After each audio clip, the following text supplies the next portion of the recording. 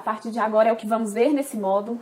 Nós vamos colocar em prática muito do que a gente já viu e vamos ver o passo a passo para que a gente consiga chegar lá, né? Vamos ver quais são os primeiros passos a dar nessa aula e a partir de agora nós vamos ver a prática de como realmente colocar tudo, consolidar todo esse conhecimento e colocar tudo em prática. E aí, o nosso primeiro passo vai ser o quê? Tirar o foco. Como assim, Milene? Eu sei que pode parecer loucura dizer isso, né, na altura do campeonato. Você já chegou até aqui, investiu tempo, investiu dinheiro, investiu energia no curso para eu te aconselhar a tirar o foco da alimentação do seu filho? Pode parecer incoerente, né? Uma vez que o nosso curso tem justamente isso como foco, a alimentação. Mas eu vou explicar o porquê e vocês vão entender, então, né, por que a gente então tem que tirar o foco. O que acontece, gente? Enquanto todas as atenções da casa estiverem voltadas para a alimentação do seu filho, isso vai atrapalhar muito a aceitação dele. Por quê, gente? Criança, naturalmente, né, todas elas, gostam de chamar a atenção. E aí, quando ela tem toda a atenção da casa voltada para ela, fica complicado.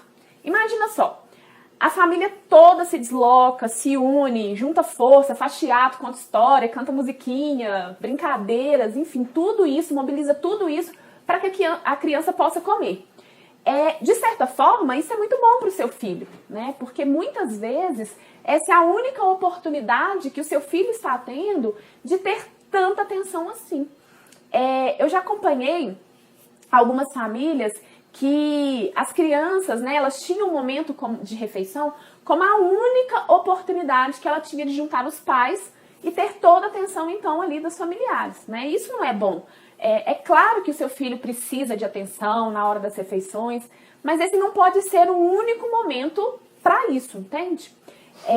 Ele precisa, então, desses momentos de brincadeira, de lazer, de contação de histórias, de musiquinhas, de tudo isso vai ser importante, mas em outros momentos, e não no momento da atenção. Assistir desenho preferido, então, né, a gente já viu tudo isso aí bastante ao longo do curso, de que não é aconselhado. O momento da refeição, gente, é o momento de comer, é o momento de fazer a refeição. E aí, é claro que ele tem que acontecer de uma forma prazerosa, óbvio, né? Não é que na hora de comer então não pode brincar, não pode falar nada, não, a gente já viu sobre isso. O problema é quando todo o contexto da casa gira em torno de uma criança que não come. Isso acaba desgastando muitos pais e gera uma pressão horrorosa para a criança. Imagina na cabecinha dela, né? O quanto vai ser difícil ela ter que comer sabendo que assim, a atenção toda ali, o estresse está todo voltado para isso. Mas, gente, então, né, a gente já viu que tem que tirar o foco. E como que eu vou fazer isso, né? É difícil. E aí, para tirar o foco, nós vamos precisar de duas coisas que vão ser muito importantes. A primeira é diminuir a ansiedade dos pais, principalmente da mãe, que eu sei que fica bastante ansiosa com isso, com esse processo todo. E a segunda vai ser dar toda essa atenção para a criança em outro momento, que não seja o momento da alimentação. Lembra do exemplo que eu dei lá no módulo 1, bem no inicinho, das máscaras de oxigênio? Os nossos sentimentos, eles trazem energias que a gente pode conduzir isso nas nossas ações de uma forma geral, né? E que isso toca muito a criança, interfere muito, né, para a criança de uma forma geral. E aí mesmo quando a gente não se expressa de uma forma verbal, vamos dizer assim, a criança ela consegue sentir essas emoções, tanto positivas quanto negativas, né? E aí nós temos que tentar desencadear reações positivas, de confiança, de segurança, de coragem. Tudo isso vai ser muito importante. Então, a partir desse momento, para tudo que a gente vai ver ao longo desse módulo, a gente vai precisar disso, tá? Então, comece trabalhando isso em você. Comece, então, relaxando, não pensando que vai ter que fazer o seu filho comer. O objetivo é esse, nós vamos conseguir, mas não coloque isso como obrigação. Eu tenho que fazer. Não. Né? Você, assim, tenta pensar como que eram os momentos de refeições na sua casa antes do seu filho nascer. Eu sei que parece, assim, muito difícil, né, a gente imaginar a nossa vida antes deles, porque parece que tem tanto tempo. Mas pensa como que era, como que funcionava na sua casa quando era só você e seu marido. Quando vocês sentavam para comer. Eu acredito que as refeições, elas eram menos... elas não eram estressantes, na verdade, né? Elas fluíam naturalmente, sem pressão nenhuma. Você fica pressionando seu marido, come, anda rápido, sei o quê. Não, gente, simplesmente acontece. E é isso que você vai precisar resgatar a partir de agora, tá bom? No momento da refeição, você vai agir com naturalidade, a naturalidade que o momento exige. vocês vão simplesmente sentar-se à mesa, desfrutar de uma comida gostosa que foi preparada, sem pressão, de nenhuma parte, tanto da parte da criança quanto da sua parte. Porque se colocar pressão, não vai funcionar. E aí, gente, eu já vou começar a dar algumas dicas. Vocês vão colocar, né, um timer parecido com esse, né? Assim, pode ser no celular, qualquer coisa. Mas vocês vão marcar aí, programar o timer para despertar em aproximadamente 30 minutos. Esse momento, gente, ele tem que ser um tempo exclusivo para a refeição.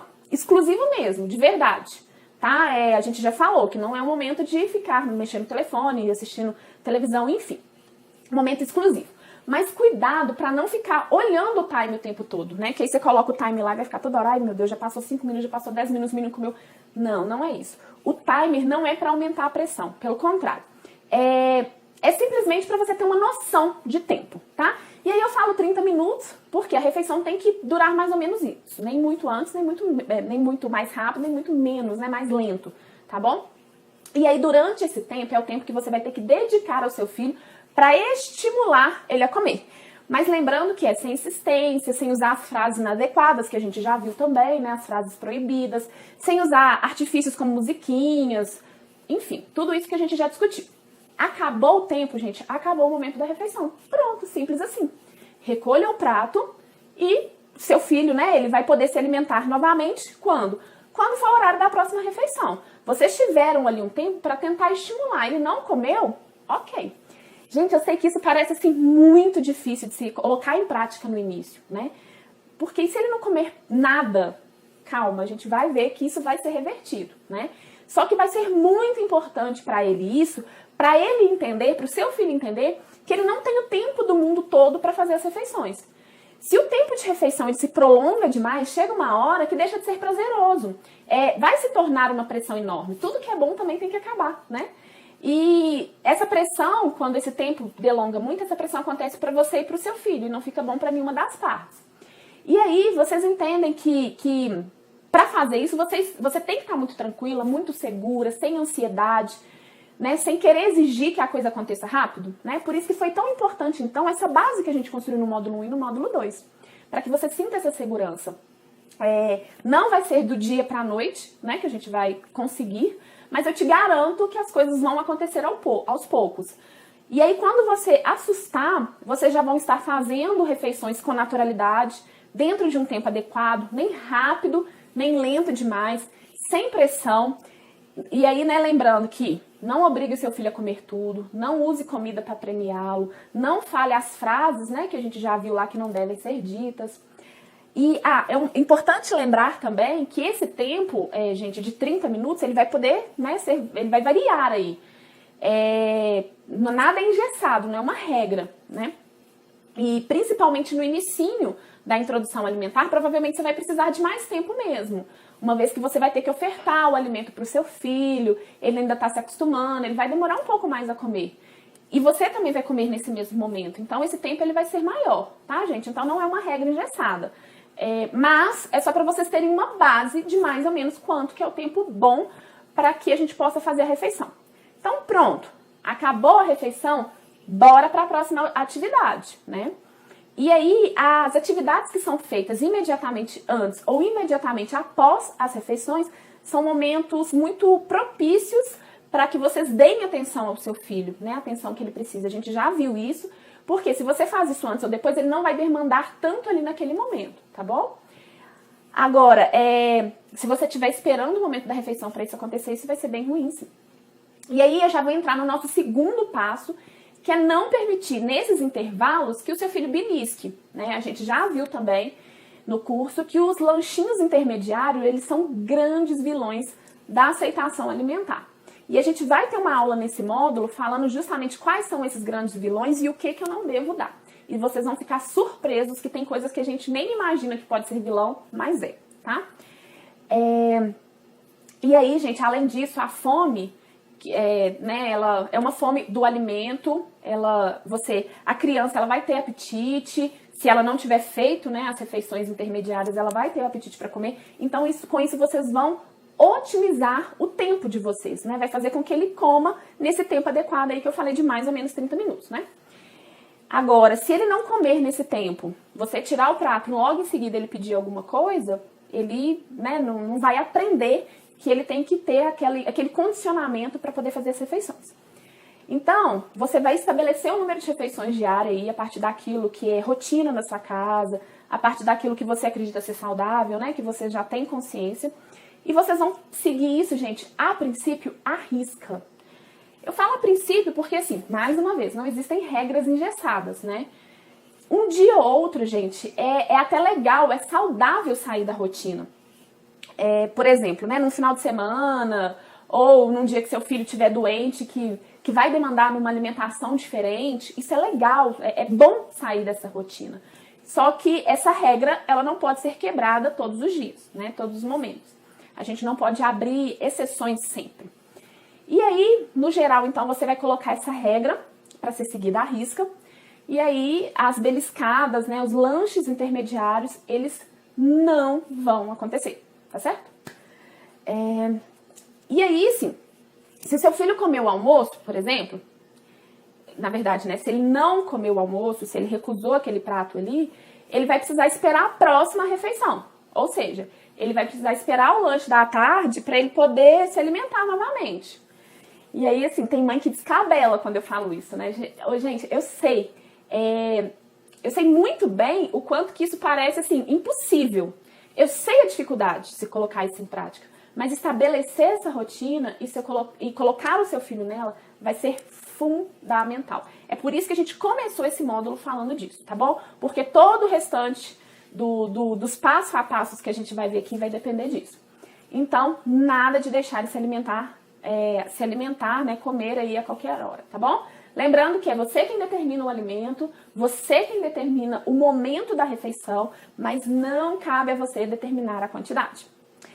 E aí, assim, por falar em quantidade, a gente já vai entrar no nosso terceiro passo, que é, para melhorar a quantidade do que o seu filho aceita, vai ser muito importante que você não aumente a densidade energética daquilo que ele come. A gente também já conversou isso no curso, né? A gente está revisando algumas coisas aqui que vão ser importantes a gente resgatar. Mas nada de oferecer alimentos que são ricos em calorias, que são ricos em açúcar e gordura, porque isso vai fazer com que ele coma mesmo, tá? Porque vai dar a falsa sensação de que ele não se alimentou. Para você, né? Só que ele tá de barriga cheia. Então, se o seu filho precisa comer fruta, verdura, legume, arroz, feijão, carne, e aí, de certa forma, você adiciona, né, nessas preparações alguma farinha, óleo, gordura, a tendência é que ele coma menos mesmo, tá? Ele vai estar menos aberto para aceitar o novo. Isso é normal, porque ele está de barriga cheia. E aí, como eu disse, a gente vai ter uma aula para poder falar desses grandes vilões que às vezes a gente nem imagina que é vilão.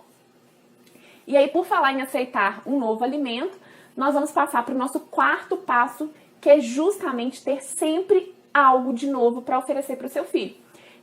Coloque na mesa, então, sempre, gente, algo que ele não aceita, que ele não coma, mas você e seu marido, enquanto estiver ali fazendo a refeição em família, vai comer. Por quê? Só o fato da criança ver que vocês estão consumindo esse alimento vai fazer toda a diferença, né? E aí, não deixa de colocar também no prato dele algo novo. Porque quando, né, além de colocar o novo, você também tem que preparar aquilo que ele gosta, porque senão ele não vai querer, ele não vai ter interesse, e a gente vai falar disso com calma também, né? Mas você também pode preparar esse algo novo, sendo uma coisa que ele já tenha recebido, mas que ele não aceitou, e aí você prepara de uma forma diferente, tá bom? E aí, por falar em diferente, o nosso quinto passo vai ser estimular a curiosidade do seu filho. A curiosidade, gente, vai ser a chave para o seu filho ter interesse pela comida. Para o seu filho desejar experimentar o novo e para ele não ter medo de se aventurar no momento da refeição, né? Mas e aí, como que eu vou fazer isso, né? Nós vamos ter uma aula nesse módulo que vai te falar especificamente sobre isso, né? Mas aí eu já vou adiantando algumas coisas que é o nosso próximo passo, né? Para um bebê aí bom de garfo. E aí, então, para isso, já vai colocando aí na cabeça que nós vamos precisar de alguns artifícios para estimular a nossa criança. E o nosso sexto passo vai ser encontrar formas de que a gente possa envolver o nosso filho nas refeições, tá? Envolver eles no preparar em conjunto.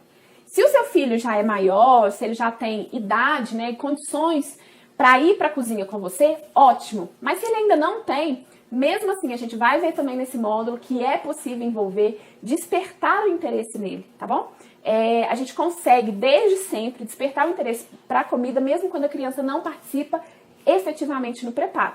Como, por exemplo, deixar o seu filho escolher o que vai preparar para o jantar. Essa semana, por exemplo, eu perguntei para o Arthur se ele queria comer frango com quiabro ou frango corapronomes. Corapronomes é uma folhinha típica aqui da culinária mineira, né? E assim, ele escolheu o que queria corapronomes e ele não me ajudou no preparo, mas ele me ajudou na escolha do cardápio e ele se sentiu feliz, né, assim, que ele teve essa opção e de ver que aquilo que ele escolheu foi preparado, tá? Isso é muito bom. Agora, a gente tem que tomar cuidado porque não dá para perguntar para o nosso filho, né? Ah, você quer que a mamãe prepare beterraba ou quer que a mamãe prepare batata frita? Não vai rolar, né? Mas, enfim, dentro das opções saudáveis é possível você dar essa escolha. E se o seu filho ainda é menor e ainda não fala, você pode envolvê-lo no processo, levando ele para a cozinha, deixando ele explorar os alimentos, né, que são preparados. Por exemplo, você pode brincar com ele, deixar ele brincar, né, ali, deixar ele pegar. Gente, quando eu falo brincar, não é brincar com o alimento, vou chutar uma batata, não é isso, é pegar, é explorar, né, deixar ele interagir ali com a batata. E aí a batata crua, a batata in natura, por exemplo. E aí você vai fazendo o processo, descascando, cozinhando, contando para ele o que está acontecendo. E aí depois, quando ele vê a coisa pronta, ele vai ficar motivado, sabe? Ele viu tudo acontecer, né? Nossa, antes a batata era dura, mas agora ela tá macinha, agora eu consigo comer, enfim, né? A gente consegue despertar isso. Mas a gente vai ver mais pra frente como fazer isso, como que vai ser o passo a passo para que isso aconteça também. Mas eu te garanto que ele vai achar mágico e vai querer, né, vai se sentir mais estimulado a comer aquilo também. E aí, gente, o nosso 7º passo vai ser colocar mais diversão na sua receita. E assim, né, também parece contraditório, porque eu já falei que a gente, brincadeira e refeição são coisas diferentes, vamos dizer assim, momentos diferentes, né? Mas aí, quando eu falo dessa diversão, é usar a criatividade para deixar as preparações mais divertidas.